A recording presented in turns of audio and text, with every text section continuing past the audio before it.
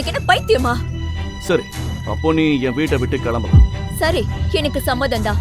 ஆனா எனக்கு ஒரு கண்டிஷன் இருக்கு. நீ ஒன் லிமிட்ல இருக்கணும். ஒரு பொண்ணு கூட வீடு ஷேர் பண்றங்கறத ஞாபகம் இருக்கட்டும். லிமிட்ட கிராஸ் பண்ண கூடாது. அத பத்தி நீ கவலைப்படாத. சரி வா, நம்ம புது ஃப்ரெண்ட்ஷிப்பை கொண்டாட நான் உனக்கு டின்னர் வாங்கி தரேன். எப்படிப்பட்ட ஃப்ரெண்ட் கிடைச்சிருக்கேன்னு நீயும் பெருமைப்படுவ. ஆனா எந்த பிளேஸ்னு நான் தான் டிசைட் பண்ணுவேன். சிறிது நேரத்திலேயே இருவருக்கும் இடையே நட்பு மலர்ந்தது.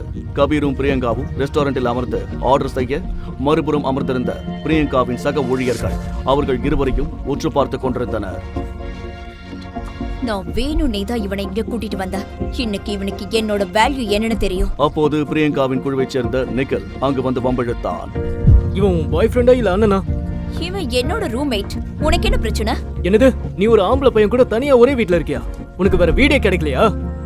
நான் இருக்கிற ஏரியால வாடகை 50,000. நான் யார் கூட இருந்தா உனக்கு என்ன? நீ என்ன எனக்கு புதுசா கம்மியான வாடகையில வீடு தேடி தர போறியா? பிரியங்கா, இந்த கிரைம் கேஸ் எல்லாம் முடிஞ்ச உடனே நான் உனக்கு பெஸ்ட் வீடா பார்த்து தரேன். அதெல்லாம் ஒண்ணு தேவையில்ல. நீ என்னோட டீம்மேட், அவ்வளவுதான். பாய் ஃப்ரெண்டாக ட்ரை பண்ணாத. நான் உனக்கு எப்பவுமே கேர்ள் ஃப்ரெண்டா ஆக மாட்டேன்.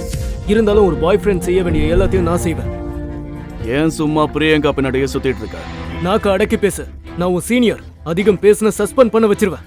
முழு வீடியோவை பாக்கெட் FM தமிழ் யூடியூப் சேனலில் கண்டு மகிழுங்கள்.